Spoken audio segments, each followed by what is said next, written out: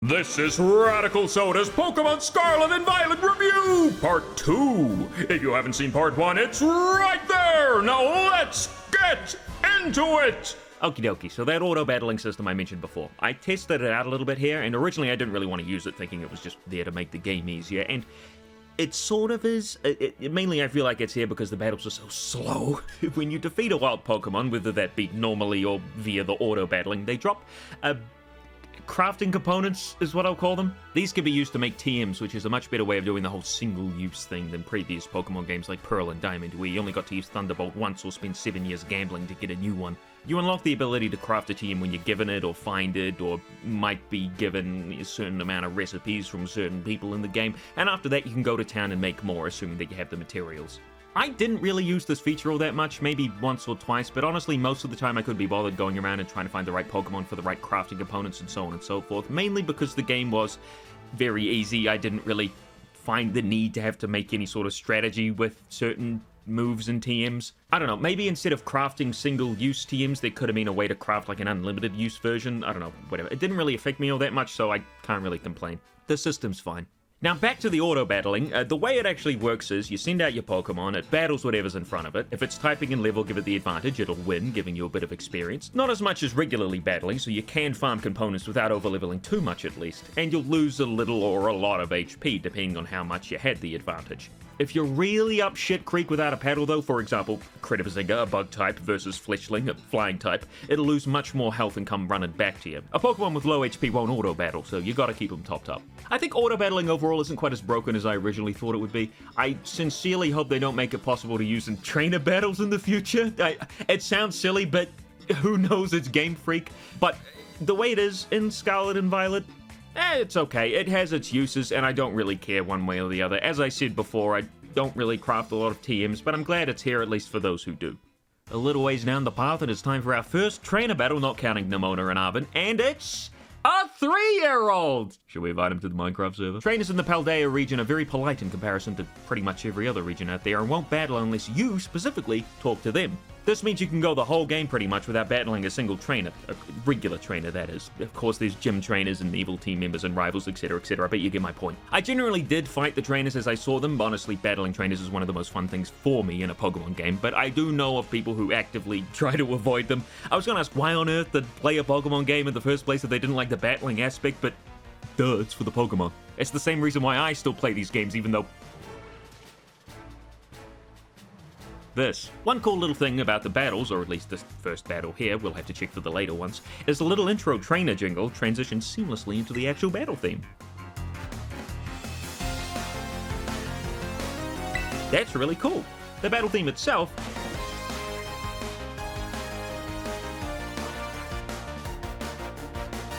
is just kind of okay. I mean, it's nothing too special as far as trainer themes go. The rap music also does this with the wild battle theme too. It's actually really neat.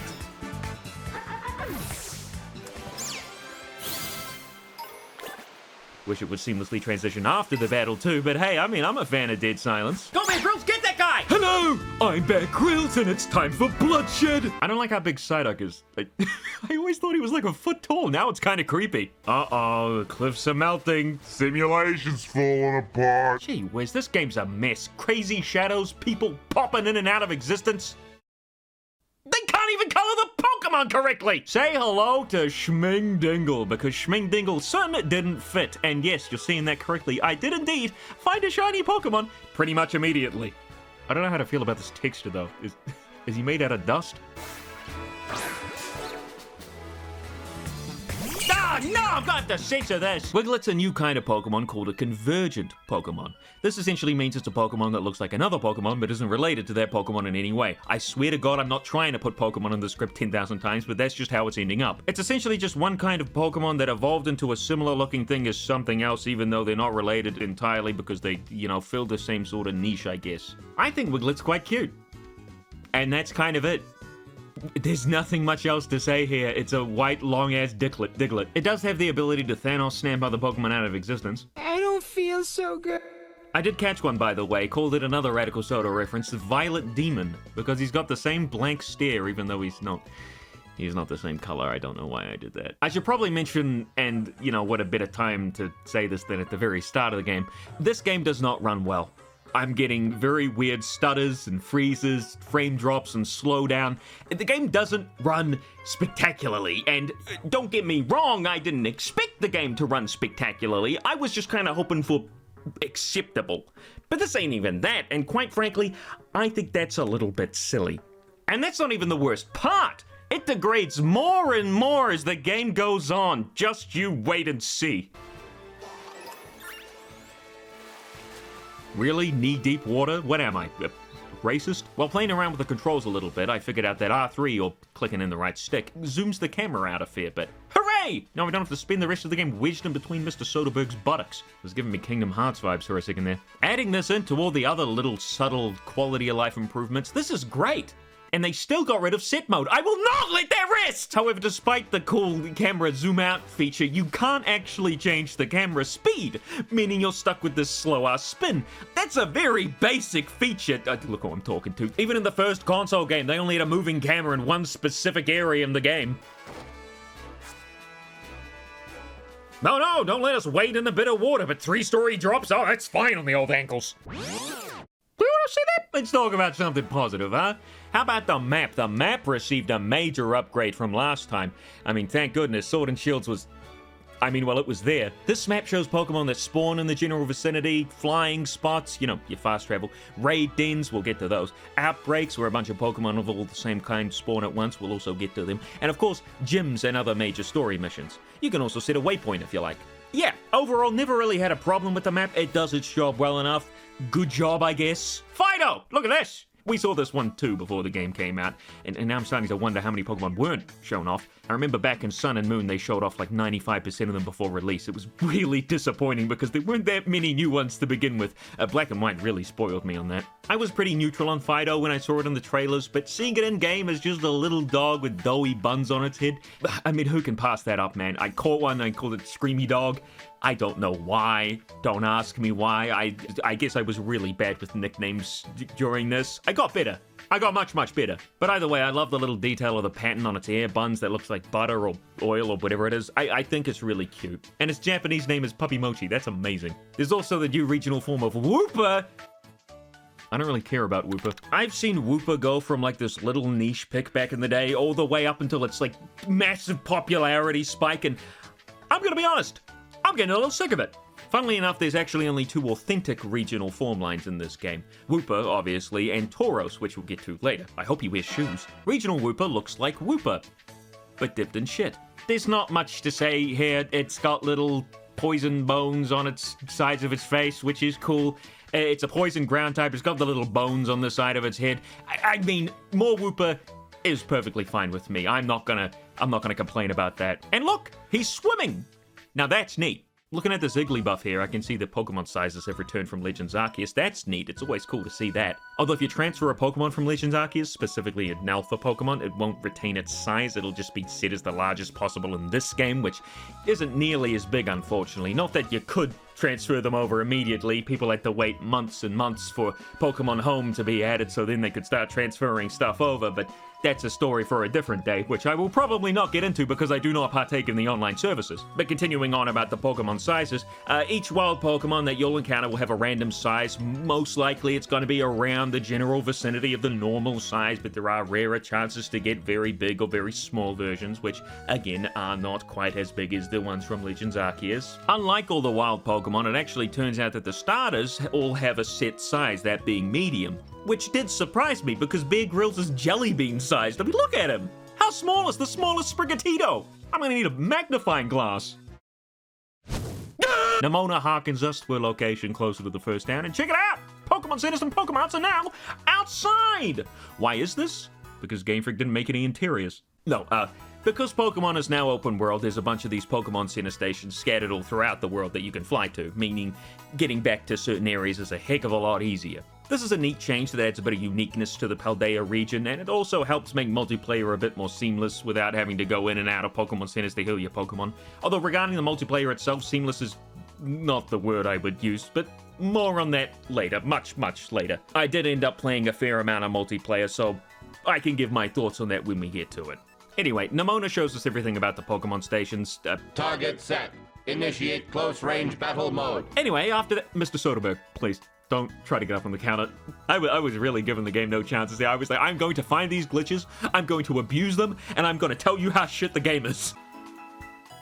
Listen, girl, I know you can just press a button to heal my Pokemon. Don't pretend to actually be doing something back there. I have eyes, you know. I can see there's no keyboard there. Also, I'd just like to point out that every single time the Pokemon Center lady finishes healing your Pokemon, the screen freezes, and every time I think it's the game crashing. I don't know why this happens. More Game Freak magic. I have to point out that it's there, though. It's such an enigma. This game is such a mystery. By the way, I thought I'd mention before the run really gets underway, even though this isn't a Nuzlocke, I'm still gonna try and add a bit of difficulty to the game by opting out of using revives and I think potions in battle, and I'm gonna try to keep to the set rule as I can, meaning I don't swap out when the game asks me if I want to swap out after knocking out an opponent's Pokemon. Just a way to try and keep the game interesting for myself, because if I did start switching out Pokemon every time I knocked down an opposing trainer's Pokemon, it would get pretty boring pretty fast, because the advantage would always be in my favor. So this is a way to keep it as close to set mode as possible, without it actually being in the game, even though every single Pokemon game up until this point had it. I'm gonna explode! I know what you're thinking, though. RadicalSoda, what about the ice cream that makes your eyebrow clip through your forehead? And to be honest, I don't know what you're talking about. Wait, holy crap, there it is! Oh my god! It's the ice cream that makes your eyebrow clip through your forehead! Can we just reverse a little here? What is this? Wait, is this what's considered, what is this? Horrendously animated eating aside, you can purchase food PNGs in town and cities to buff certain stats. These range from catching power to help you catch a specific type of Pokemon, encounter power if you're looking for a specific type of Pokemon, even teensy power, which is great if you're looking for a teeny tiny Tailo. Where's my teeny tiny Tailo? Oh, right. Dixit. How could I forget? I don't really want to talk about Dixit or Pokemon Home or all that bull honky in this video. If you want my take on it, go watch my Sword and Shield video. All 4 hours of it. But to keep it short and sour, let's just say I'm still not happy. This town, by the way, is called Los Platos. What do you mean? It's right here. It's kind of nice to look at. I mean, it's the starting town, so not much to do, obviously, but that was never the starting town's strong suit. Remember Oldale Town? It had the sketching guy. I like the location around it too, actually. It reminds me of a park in Nelson, New Zealand. Usually in these towns you can get some free stuff from the NPCs. Huh? Yep! I wasn't lying before about Game Freak not making any interiors. I think I can honestly count on my fingers the amount of unique building interiors in this game. Even house, mansion, school, the gym, restaurant, Elite Four. I think there's like 2 more, but they might be spoilers. The lack of interiors is really noticeable if you've played any other Pokemon game. And just like the set mode, it was a staple of, you know, previous games, entering random people's houses unannounced. Why did they remove this feature? Probably because the turnaround time for a Pokemon game is the same it takes to make a ham sandwich. It looks tasty. At first I thought the camera zooming in was like a load transition or something, but nah, that's just what the camera felt like doing, I guess. Come on! Let me in! Nothing like relaxing on the grass. Scanning area. You said it, dude. Nothing more relaxing than a cyborg uprising. What the hell is that? Imagine getting sand thrown in your face with those eyes. Or walking through a cloud of bugs. Shroodle is another new Pokemon and is the only one in existence with a type combination of normal poison, along with its evolution. Unfortunately, this was not enough of a reason for me to add it to my team because, to be honest, it looks kind of creepy. But just you wait until this thing evolves. Actually, I really like it. Wait a minute, that thing's been shown off also in trailers, so you don't even have to wait. You can look it up right now. Please hurry up. I gotta say, encountering trainers has been some great stuff so far. It's just like a roller coaster. Camera zooms in, camera zooms out, camera zooms in, camera zooms out. What a ride! You know what they should have added in as an option? Well, I mean, aside from sit mode. A switch mode where the game doesn't tell you what Pokemon's coming out next, but still, you know, giving you the chance to switch in a different Pokemon. It could be a nice middle ground between switch mode and sit mode. Not that that exists anymore, as I've said. Oh, there's an item over there. Oh, it's gone. I guess it just sort of vanished. Oh, no, there it is. Oh. Okay. Ah, gee, now Violet Demon's asleep. Come on, wake up, man! I apologize. Oh, there's a new one over there.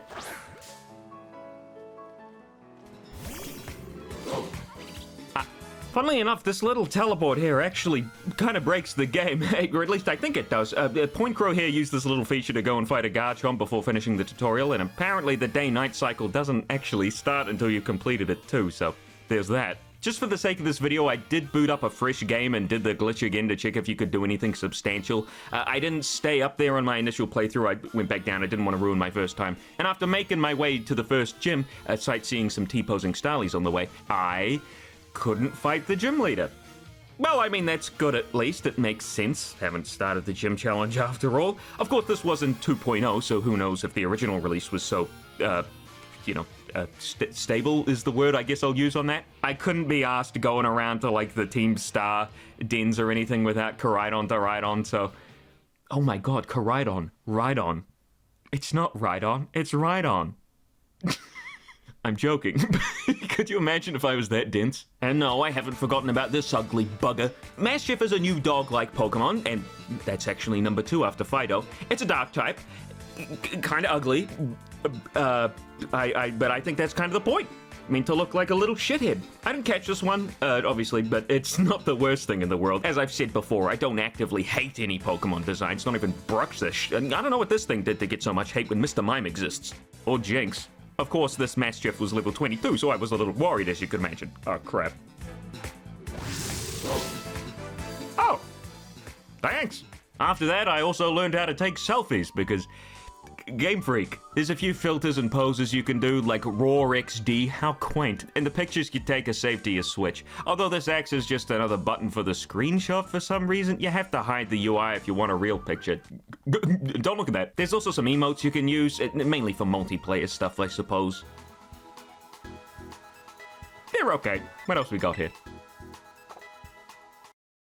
I'm going to jail! You can also alter your outfit on the fly, which is pretty neat. They give you 4 sets of clothes to start off with, so that's nice. I went with the long shirt and pants myself. You can even wear a helmet if you want to look retarded. No hat is also an option, which I went with too. Judging from the huge emphasis the game immediately puts on character customization, I wouldn't be surprised if this game turned out to have the most clothes in any Pokemon game so far. I was pretty disappointed with Legends Arceus' clothes they kept repeating with different patterns, so I'm excited to see what sort of stuff I can do in this game. Ah, the beauty of the Paldea region. Reminds me of that human shit I saw while waiting for the bus back in Auckland. One neat little thing about the Pokemon stops scattered around the overworld is that in most of them you can find a dude from the Pokemon League who'll give you some sort of reward if you beat a certain amount of trainers in the area. And as someone who went out of his way to fight pretty much every trainer I saw, I'm glad they put this in. It's at least a little incentive, you know, a reward, as I said, for the people who decide to go fight these trainers, because otherwise there's not really much of a reason to, apart from if you count the money and the XP, but even then you could just go fight wild Pokemon or just auto battle. Speaking of trainers, as always, there's a few different classes of them out there, and for once Game Freak actually changed them up trainer by trainer. I mean, it's nothing huge, this is still a game made out of whatever they could find lying on the floor, but you'll see the odd hair color change, skin color alteration, sometimes they'll be wearing something slightly different. A small step in the right direction. If Pokemon could just get a really in-depth character creator, it'd be a lot easier to mix and match features, I'm sure. They could do something like Final Fantasy XIV, where like each character in the game, or at least most of them, are made out of the character creator. You know, I think Skyrim has this. Other video game. You've got your everyday trainers, youngsters, black belts, backpackers, and you've got your slightly different trainer classes, students of all ages, psychopathic couriers, hikers. Holy crap! Hey babe, what's up? You doing anything later? I have a shiny Buizel. Flat chested, I see. Hey, I can work with that. Oh man, I know the game's ass, but this is ridiculous. You know, coolness of finally being able to just battle wherever in the overworld aside, it probably would have been a good idea to remove grass in a set radius around each battler. Slackoth over here looking like the world's worst hide-and-seeker. After that battle, I discovered the auto-heal function. With just the press of a button, you too can automatically use up the necessary items to nurse your Pokemon back to full health. Actually, that's a complete and total lie. It doesn't remove status conditions. So you can be paralyzed and use the auto heal function, and your Pokemon will still be paralyzed, meaning you have to go into the bag. And what's the funking point of an auto heal button if it doesn't heal all this stuff? I don't get it! Actually, the word nurse as well might be a bad analogy, because as far as I'm aware, the nurses in this world don't actually do anything. Except he's something to simp over. I suppose we might as well move on already and get to the school. Oh, holy crap, dude, stop that. You're gonna break your fingers. Nimona catches up to us before we can make it very far, and you know what's next if you've been paying attention. That's right, fruit. This battle winds up about the same as before. However, Nimona's caught a Pawmi, which she terrestrializes, the new gimmick of the game. First we had Mega Evolutions with cool new forms, then Z moves with moves, and now we have Hat. I don't really see what the big deal is. On the one hand, terrestrializing is kind of cool. I mean, you can change one Pokemon's type per battle into whatever type it's currently got, I'm gonna say, equipped. You can change it with colored icicles later on, but when you catch a Pokemon, its default Terra type is gonna be one of its types. Or if it just has one, well, you know, then it will be that type. And the competitive scene, I'd imagine this would spice things up, you know, keep the matchup a little less predictable, you know, make your normal type into a ghost type to stop fighting type moves, that sort of thing. In fact, holy moly, imagine Shedinja! Shedinja, of course, has an ability where it can't be hit by anything but super effective moves, so you turn that thing into an electric type, and it has only one weakness left, or none, if it's holding an air balloon. I don't know if they thought this through, that's busted as balls! Okay, that still counts, though. That still counts. Dixit's done out of greed, guys, not balancing. But, as I said, there's two hands to this, and on the other hand, as interesting as this new gimmick is, it also makes the battles take even longer. You gotta watch a cutscene showing the Pokemon terrestrializing, and then even when that's done, from then on, every time the Pokemon uses an attack that lines up with the Terra type, it does another little animation. Like, there's so much empty space where nothing's happening here. I bet I could edit this very battle, only removing the unneeded empty space, and I bet it'd flow way smoother. And now we're able to access Misa Goza. I kept calling it Mega Soza by accident. As we enter inside, the camera sweeps over the jaw-dropping beauty of the central city of Paldea. Really is impressive for the GameCube. Unfortunately, battles aren't the only slow thing in the game. There's Slowpoke. The cutscenes suffer from the same sluggishness and empty space as the battles. Again, I could edit them down to fix this, but another good point that I could make is that I shouldn't have to. What do I want to see first? I don't know, Nimona. How about that castle behind you made out of paper mache? You can feel the Switch struggling here. This town is the only one in the game to be in its own instance. That means it's in its own area, loading screen and all, and the others are just scattered throughout the overworld. But even with the separation from the overworld and not having to worry about rendering it all in at all times, it still has more chug than a Fortnite. Holy shit, they're self-aware. It gets so bad in here that my eyes genuinely started hurting from the constant shifting frame rate. And that's not an exaggeration. It physically hurt me to play Pokemon Scarlet and Violet for the Nintendo Switch. You've got your classic Pokemon Scarlet androids roaming all over the city, doing all sorts of stuff. Standing, walking, sitting. Worst case of hover hand I've ever seen. She's got the brain of a goldfish and the vision of a mole. I swear, this game sometimes feels like a poorly written creepypasta. Oh, shit! I think I figured out why you can't change the camera speed. You see, if the game tried loading anything any faster, it'd freaking explode! I must have been mistaken about the lack of interiors. Here's a shop I can enter. You all knew it was coming. Didn't make it any less disappointing for me on my first playthrough here. Even I could tell this early on that the only good graphics in the game was the interior design inside houses. Lemon Thoda. My evil twin. I love modern Pokemon! Oh, well, whatever, I don't care. What happened? We're inside the non-existent building, camera rotates, nice wall, and then pans over to our Mr. Soderbergh, and on the way, casually altering reality as it does so. And I thought the Magic Mountain chunk in Legends Arceus was funky. I haven't even gotten through the tutorial here! Don't get me wrong, I'm not sharding on the game for the sake of my overabundance of stool. I'm still looking out for the good stuff too. Like the food illustrations are still great, just like in Sword and Shield. I wanted to eat the food in Sword and Shield, and this game's no exception. But you can't show me a nice drawing of spiced wedges and then assault the fabric of reality right after, cause the ladder's all I'm gonna remember. This happens with every shop, by the way. None of them are safe from Game Freak's superpower of canceling quality. That's a nice looking fruit punch, Go for Broke Grill. Can you pair it with a Your Life is a Lie and your shop doesn't exist? It's kind of annoying that each food shop only has a small selection, meaning if you're looking for something in particular, you have to wander around to each individual shop in the city looking for that specific buff. And then there's also multiple of the same shop for some reason. I guess to make the city feel like there's more in it. But the only unique thing in the entire city is the school, which we'll get to, but this makes Misagoza feel more like a Winden rather than a Castelia, or even a Lumio, I guess. And did they really need 3 of the same shop in a row? Just fucking copy, paste, slap that storefront onto the building 3 times over? Holy moly, that's a steak. What Pokemon is that steak? There are some other shops I haven't mentioned yet, though, the best ones being the Delibird store, in which you can buy lots of different items, phone cases, battle items, which is a nice change of pace to actually be able to use them during the story for once instead of having to grind out battle points in the post-game for them. Consumables are even no longer consumable. If you get like a Snowball or a Focus Sash, for instance, you will find another one on your Pokemon after the battle is finished, which is fantastic. That's a great quality of life change right there. Unfortunately, berries don't get re-equipped even if you have more in your inventory, which is a shame. You have to go back into your bag, re-equip the berry. It's like, just please do the same thing as you did for the other. I don't know. Game Freak, again, they don't know what they're doing. There's also general goods like the evolutionary stones, EV training items, and so on. They sell special Pokeballs. This shop's great, and I did actually use it a bunch when I did my Nuzlocke, which it was fantastic for. Now, you can't just rock up and purchase all the good items right away. Of course, you need a specific amount of badges before being able to purchase certain items, like, for example, the evolutionary stones are locked behind 3 badges, but for some of the items, all you need to do is get to the shop that they're in, which each Delibird presence has its own selection of battle items, so at that point, it's up to whether or not you can afford the ones you want. Another shop found commonly are the produce stores, which you can purchase cheap ingredients for your sandwich making. I hadn't unlocked it yet, so I didn't really know why it was here, but I bought 3 of everything and went on my way. It gotta be real gross in that backpack right now. Like, olive oil? Is that really something you want to be carrying around in a backpack on a journey like this? Oh, I was taking a look at the bread in the window here when the game thought I'd appreciate a real close look. Thanks, I think. There's a woman here in Misagoza who tells you what size your Pokemon is. You gotta talk to her, and then you pick your Pokemon, and then she tells you, and then you do it again, and again. I mean, why they didn't just add this information onto the Pokemon summary screen is a freaking mystery to me. You can do this in Legends Arceus, so like, what's the deal here? Is this woman integral to the code? Does the game not function without her?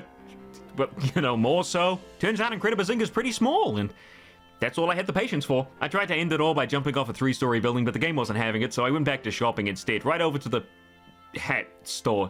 Because putting all the clothes in one place would mean less shops, and less shops means a more convenient experience, and goodness knows that's not on the agenda. For some reason, every time I pick a new hat, it unloads and reloads my entire character model instead of just swapping the hat out, taking an unfortunately long-ass period of time to do so. And most of these hats are just the same model with different colors.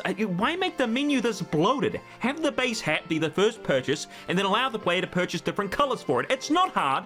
That's like basic UI design right there. Same goes for the other clothing shops too. What's with the same items copy-pasted over and over again with different colors? These menus would be 3 items long if they knew how to make them properly. Heck, the glasses menu would be a staggering 1 item long. You know what shop is missing from the area though? Of course you do. I'm over a year late on this review. Clothing options? Oh, hell no! People like being able to change their clothing in a Pokemon game. Let's let them change everything but the base clothes! A quote from Game Freak's internal design team, probably. Yep, those 4 outfits we started the game with, that's it. Good luck finding accessories that match with the abrasive colors of orange and purple. I did see on a Reddit post, so, take this with a grain of salt, that the lack of clothing options here was a choice by Nintendo themselves because apparently in Japanese culture it's bad juju to be a student out of uniform. Isn't the region based on Spain? What a weird decision. I mean, I highly doubt it was made late in development when all the clothes had been modeled and rigged onto the player characters. If Game Freak had really cared about making sure we were able to customize properly, they would have worked out a way to make it happen, I'm sure. You could have forced the outfit on our trainer when we were doing anything school-related or something, like the gym outfit in Sword and Shield. I'd be willing to give Game Freak the benefit of the doubt if I could trust them a little more, but looks like I was mistaken about the interiors. There is one more I forgot to mention, the salon, which, thankfully, unlike the clothing options, has its features all accounted for. There are a couple of extra hairstyles here you can't pick at the start of the game, which is an odd choice, seeing as I can buy them immediately. I mean, I'd understand maybe some unlockable hairstyles, but them not being available at the start seems a little weird when all I gotta do to get them is to make it, half an hour into the game. Rad from the future here, there is a reason why these hairstyles aren't unlocked at the very, very start in character customization, and the reason is not going to be exclaimed here. We'll find out eventually, but let me just tell you, it's really stupid. Here's another store. Oh, I guess not. Doesn't that look like a place you could go in? In every other Pokemon game, you could absolutely go in there, just saying. Alright, I've messed around long enough. I should head into the school. Hello? I can't move. What? Did the game crash already? It can't be serious. Oh, but they are serious. Somehow. And I'm seriously telling you about what's coming up next time on Radical Soda's Pokemon Scarlet and Violet Review. Will Mesa Goza get its act together and run at a decent frame rate? My head feels woozy. How will Radical Soda compare this game to Sonic Forces? It's going to happen eventually, you can count on it. And how many parts will it take to get to the first gym? 3?